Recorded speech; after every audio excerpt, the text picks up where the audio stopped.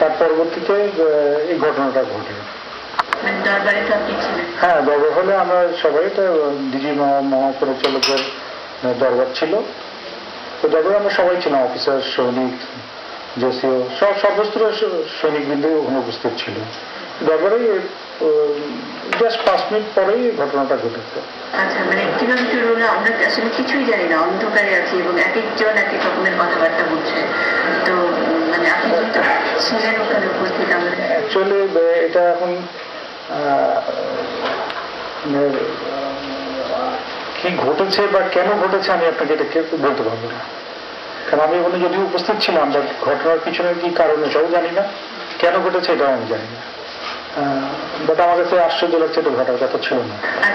আমি পেছনের ঘটনা তো আপনার জানার কথাই না, কিন্তু আপনি সামনে যেটা দেখেছেন যে ওনারা কথা বলছিলেন বা সৈনিকরা হয়তো তাদের কোনো অভিযোগ করছিলেন, মানে জাস্ট আপনি চোখের সামনে যেটুকু দেখেছেন সেটুকু বর্ণনা করলেই হবে।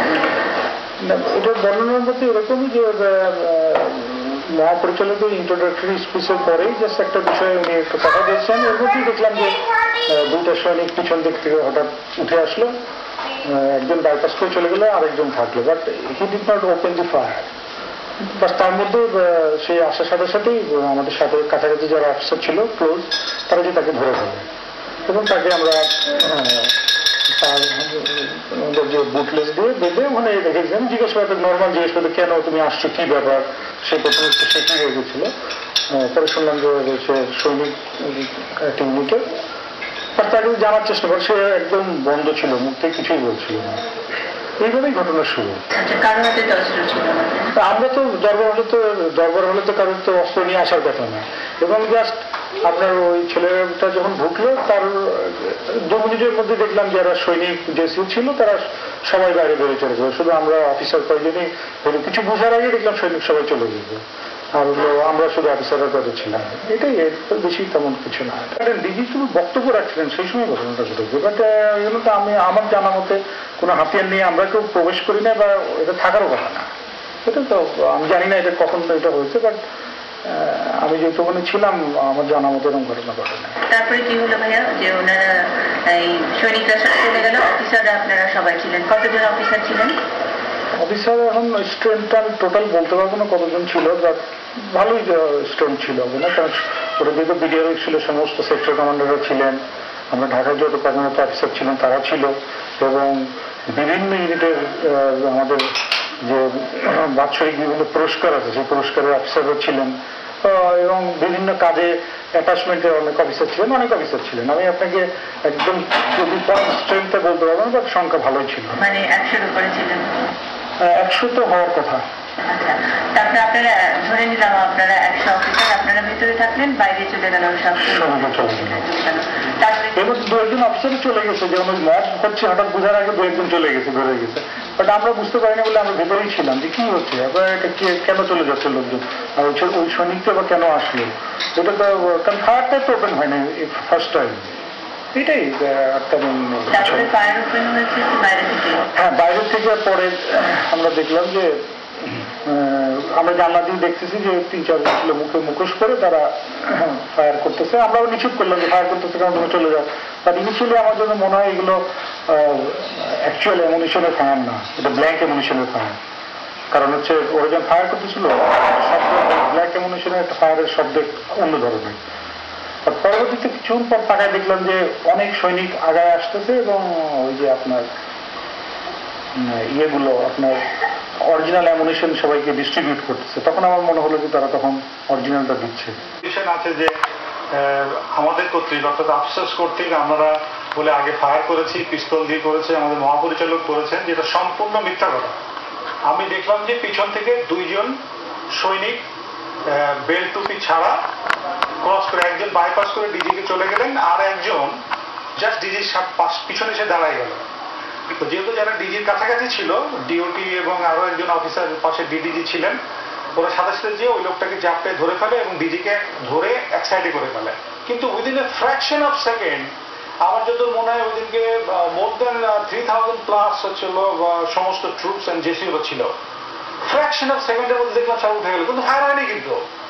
বাট কেন তারা উঠে গেল আমার কাছে খুব আশ্চর্য লাগলো, এবং এরা এত স্মুথলি ওখান থেকে চলে গেল, যে আমরা যে কয়েকজন অফিসার ছিলাম জাস্ট ওই ঘরের মধ্যে একা পড়ে গেলাম, আর কেউ নাই। ডিজি মহোদয়কে যখন আমরা ধরে রেখেছি, ডিজি মহোদয় আমাকে স্পষ্ট বলছে যে আমার মৃত্যুকে ভয় করো না, মৃত্যু একদিন হবেই, আগে বা পরে, এটা কিন্তু তোমরা কেউ ভয় করো না, যদি মৃত্যু হয় সবাই হয়ে যাবে, কোনো অসুবিধা নেই, বাট ওদেরকে হচ্ছিল তোমরা ফায়ার করো না। তখনও তিনি বলতেন ফায়ার করার তো স্কোপ না, যেহেতু আমাদের 5টা অ্যামুনিশন, যেটা আমরা ওই লোকের কাছ থেকে উদ্ধার করেছিলাম, কারণ আমরা যারা ইয়াং ছিলাম তারা বলতেছিলাম যে ওই 5 রাউন্ড দিয়ে মারি, কিন্তু 5 রাউন্ডে মেরে তো কোনো লাভ হবে না, বাট উনি তখনও বলছেন যে তুমি ফায়ার করো না, তো ওইটা কিন্তু ওদেরই হাতিয়ার। তো তখন আমরা তারা ভেতরে ঢুকে স্ট্রেট 2টা গুলি আমাদের দিকে বরাবর করে, বাট গুলিগুলো যে উপরে লাগে তখন বলে তোমরা সব বেরো আসো। আমরা তখন বেরো এসে এক একজন জানছে আমাদের কাছ থেকে মোবাইল টোবাইল যা ছিল সবগুলো তারা কেড়ে নিল। কেড়ে নেওয়ার পরে আমরা ডিজিকে মধ্যখানে রেখে আমরা গোল করে যাচ্ছিলাম। তখন ওরা খুব বিশ্রী ভাষায় গালাগালি করে বলল সারা জীবন আমাদেরকে তোমরা সিঙ্গেল লাইনে হাঁটাইছো, এখন তোমরা সিঙ্গেল লাইনে হাঁটাও।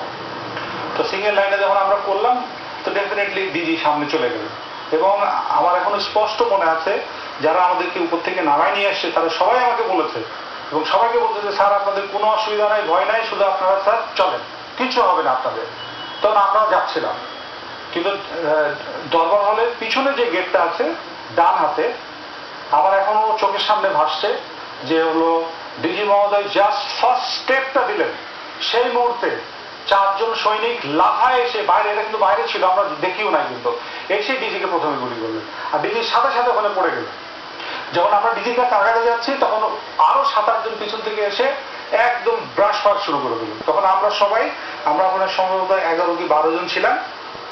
12 জন থাকার পরে আমরা হলো পিছায় আসলাম। আমারও একটা গুলি লাগলো এখানে এসে, যেটা গুলিটা এখান দিয়ে দৌড়ে চলে গেল।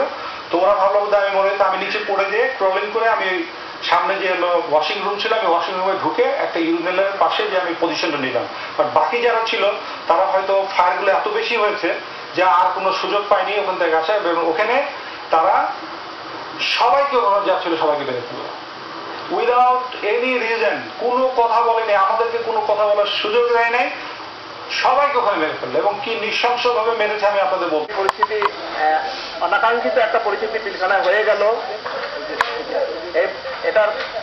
এ ব্যাপারে মাননীয় প্রধানমন্ত্রীর সাথে আমাদের দীর্ঘক্ষণ আলাপ আলোচনা হয়েছে এবং এই ঘটনার জন্য উনি বিডিআরকে সাধারণ ক্ষমা করে দিয়েছেন এবং এর প্রেক্ষিতে আমরা মাননীয় প্রধানমন্ত্রীর কাছে ওয়াদা করেছি যে বিডিআর তাদের অস্ত্র সমর্পণ করবে।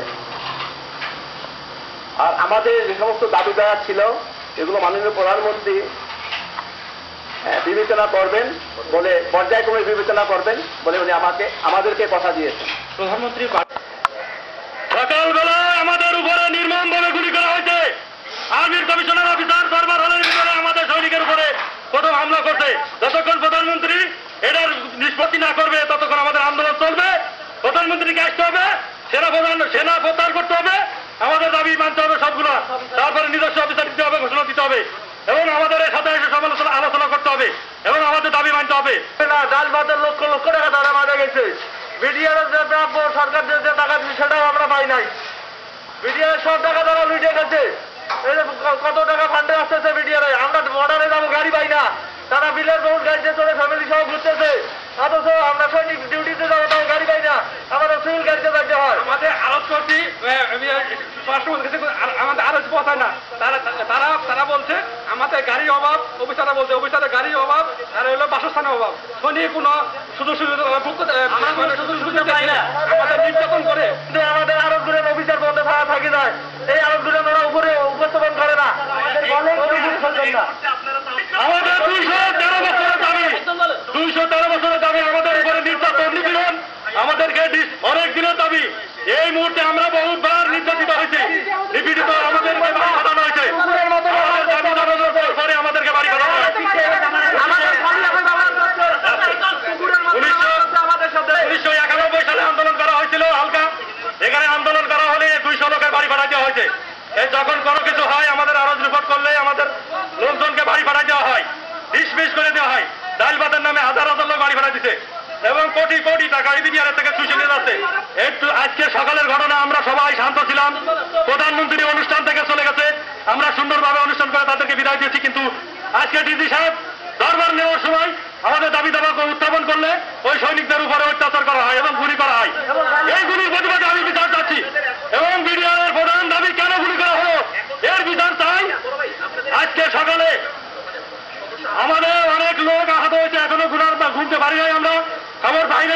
হাসপাতালে ভর্তি আছে। এই